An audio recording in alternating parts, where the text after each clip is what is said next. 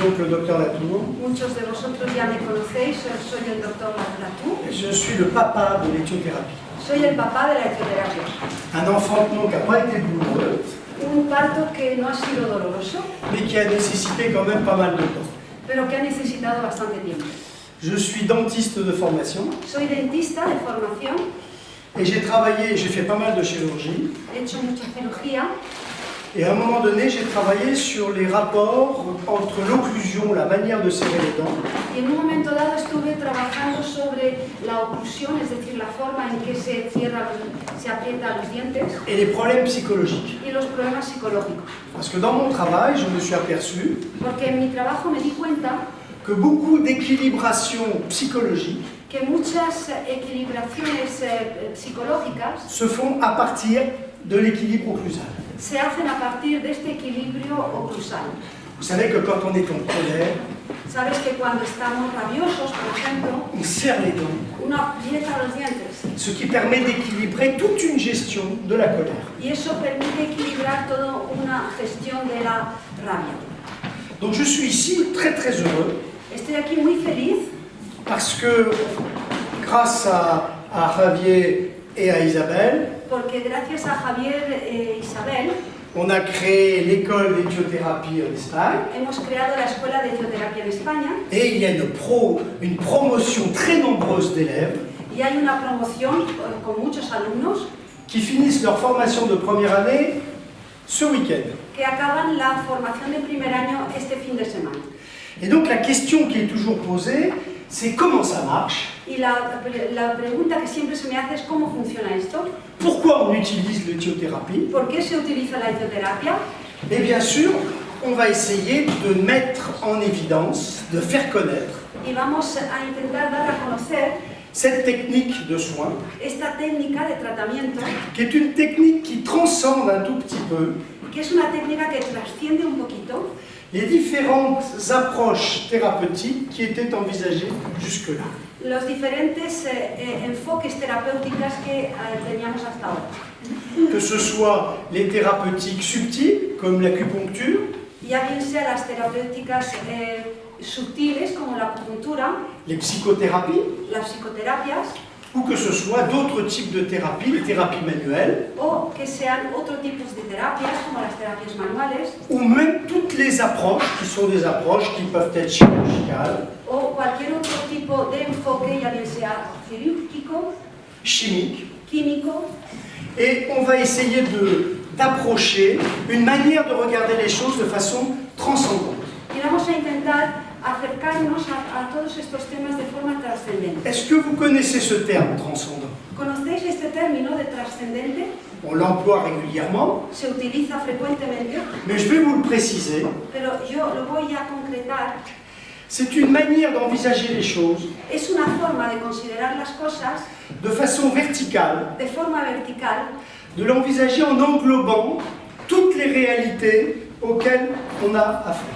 considerando todas las globalidades de lo que tenemos que tratar en ese momento. Et vous allez me dire, c'est une manière holistique. Me vais a decir, es una forma holística. Tout à fait, c'est une manière holistique. Exactamente, es una forma holística. Mais cette manière holistique va s'appuyer Pero esta forma holística se va a apoyar sur des données qui ont été amenées depuis une cinquantaine d'années, sobre datos que se han ido aportando desde hace ya unos 50 años, qui sont les données de la physique quantique. que son los datos de la física cuántica.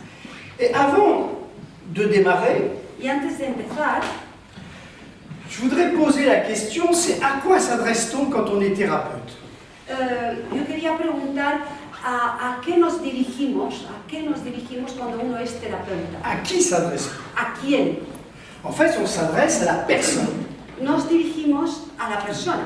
Et une personne, bien évidemment, ça n'est pas qu'une formation organique. Y una persona no es solo una formación orgánica. Et si on regarde les choses de façon partielle, Y si miramos las cosas de forma parcial, on ne va pouvoir soigner que des aspects de cette personne. solo podemos tratar aspectos de esa persona.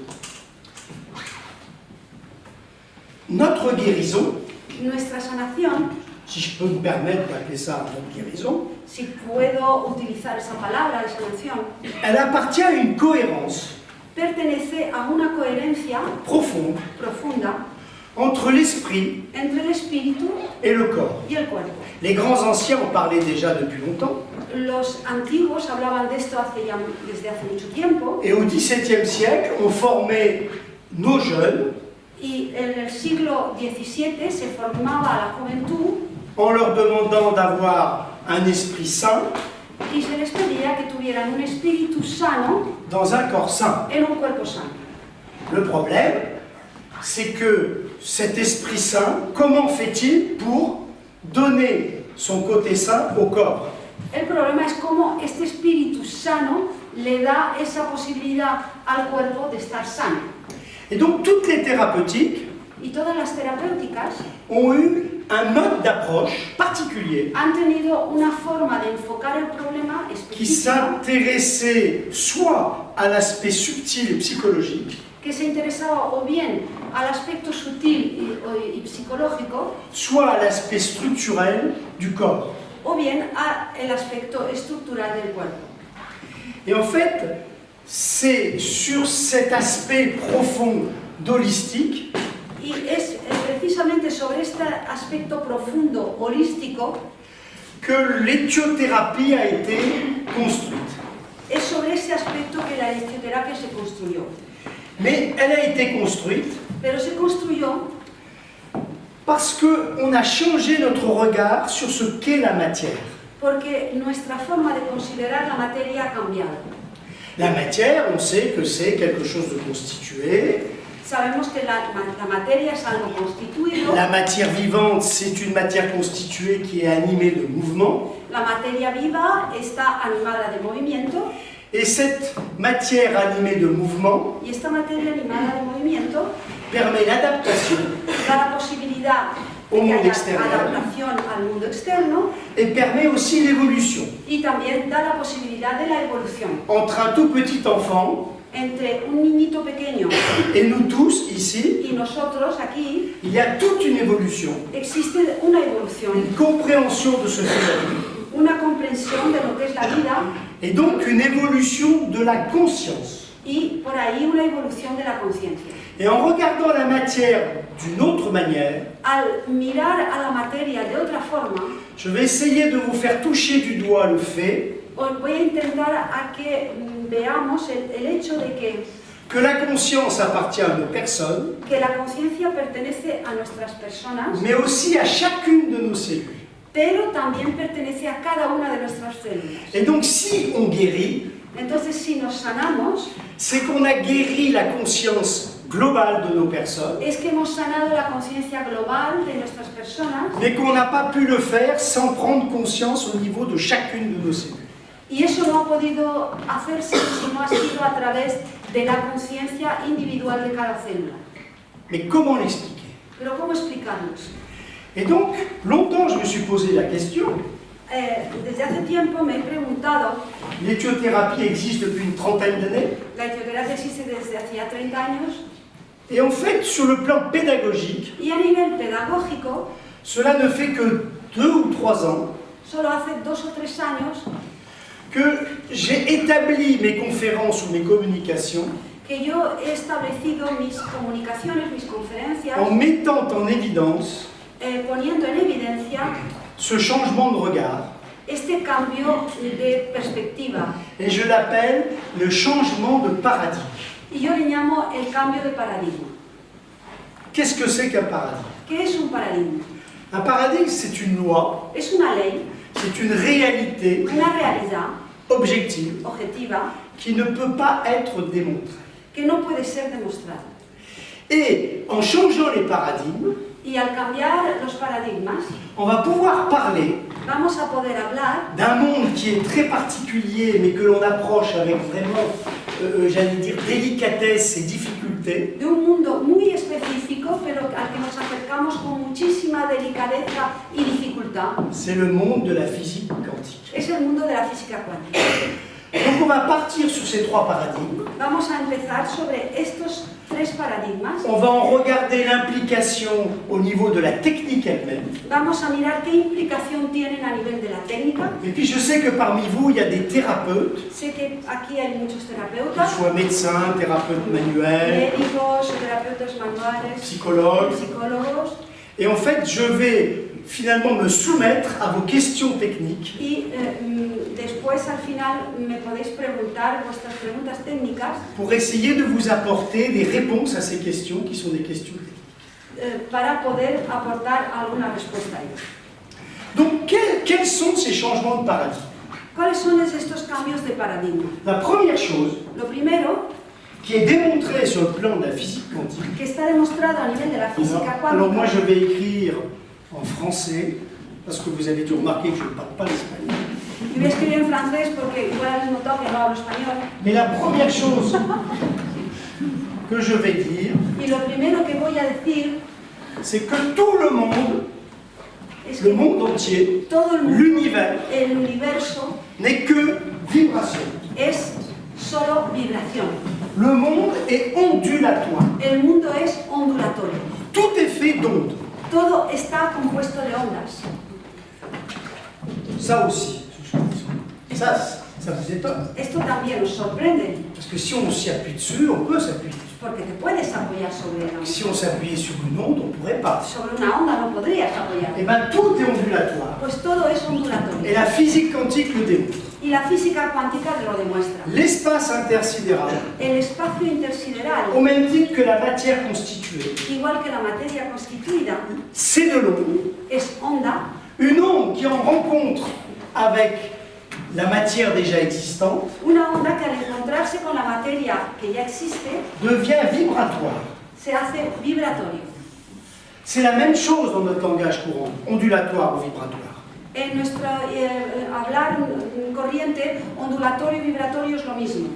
Mais en fait, une onde, comme l'onde radio par exemple, Pero una onda, como la onda de radio, elle ne vibre pas. no vibra. Nous sommes entourés d'ondes radio, vous avez tous vos téléphones que vous n'avez pas forcément éteints. Todos estamos ahora con nuestros teléfonos, Claro. igual no los habéis apagado. Vos téléphones émettent des ondes, Las ondas, reçoivent des ondes, los teléfonos emiten ondas, reciben ondas et pourtant on ne les sent pas. y no lo sentimos. Si par contre, ces ondes-là Sin embargo, si estas ondas sont décodées, están descodificadas, eh bien elles vont l'être parce que l'onde, quand elle rencontre la matière, lo será porque cuando la onda se encuentra con la materia, elle devient expression vibratoire. se hace expresión vibratoria.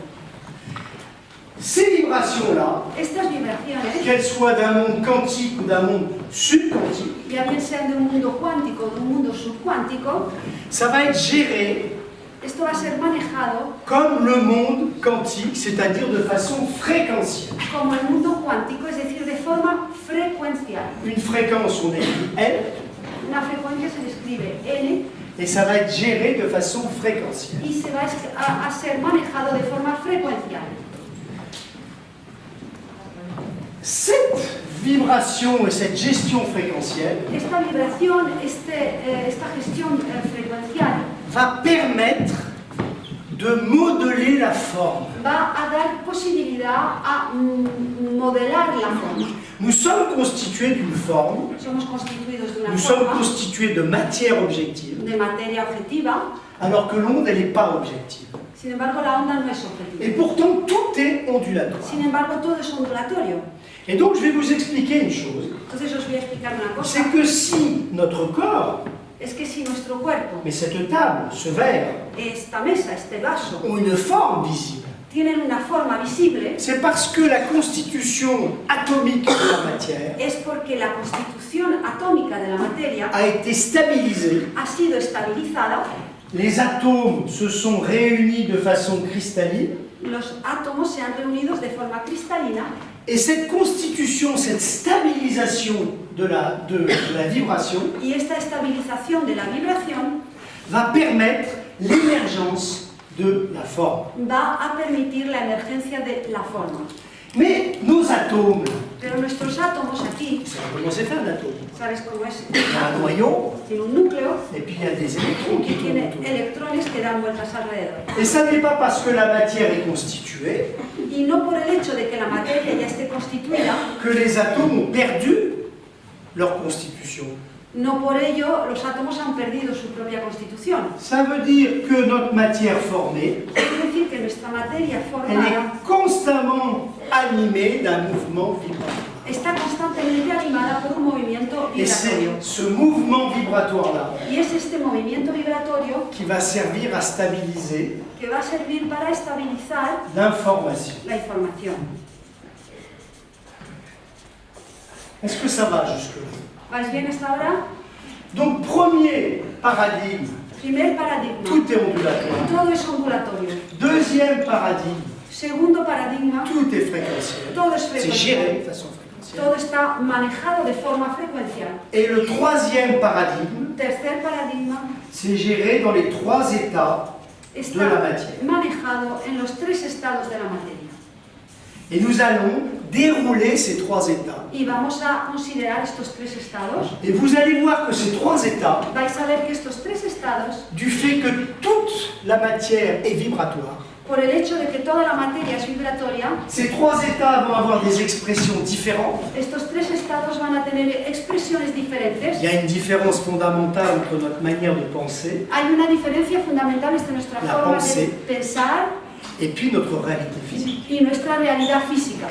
Et en fait, ces trois états de la matière-là, Estos tres estados de la c'est materia ce qui constitue la personne. es lo que constituye a la persona. Et donc, nous allons développer maintenant Vamos a desarrollar ahora ces trois états. estos tres estados. Le premier, El primero c'est l'état vibratoire. es el estado vibratorio. Une pensée. Est-ce que vous avez déjà vu des pensées? Un pensamiento. ¿Habéis visto ya un pensamiento? Qui a vu des pensées? ¿Quién ha visto pensamientos? Personne. Nadie. Et pourtant, la pensée, Sin embargo, el c'est pensamiento de la matière potentielle. es materia potencial. La preuve en est. Si j'ai La soif, prueba. Si tengo sed, je ressens cette soif-là. siento esta sed. Et quand je la ressens, Pero cuando la siento, je la conceptualise, je la pense. lo conceptualizo, lo pienso. Personne ne le sait que j'ai soif. Nadie sabe que tengo sed. Mais en fait, qu'est-ce qui va se traduire? Eh bien, ça va se traduire par un acte qu'on va poser. Esto se va a traducir por Et un là, acto que ça vamos a va être de hacer. la forme et du mouvement. Y esto es forma y movimiento. Donc la pensée, El pensamiento c'est ce que l'on appelle l'état subquantique es lo que llamamos el estado subcuántico de la de matière. la materia. La pensée, elle appartient à chacun de vous El pensamiento pertenece a cada uno de vosotros et elle est constitutive de votre personne. y es constitutiva de vuestra persona. Ensuite, vous avez un deuxième état que vous connaissez très bien. Hay un segundo estado que conocéis muy bien, C'est celui qui fait qu'on a mal, es el que hace que nos duela, qu'on a mal aux dents. nos duelan los Et en dientes, fait, c'est l'aspect es el aspecto, de la matière physique. el aspecto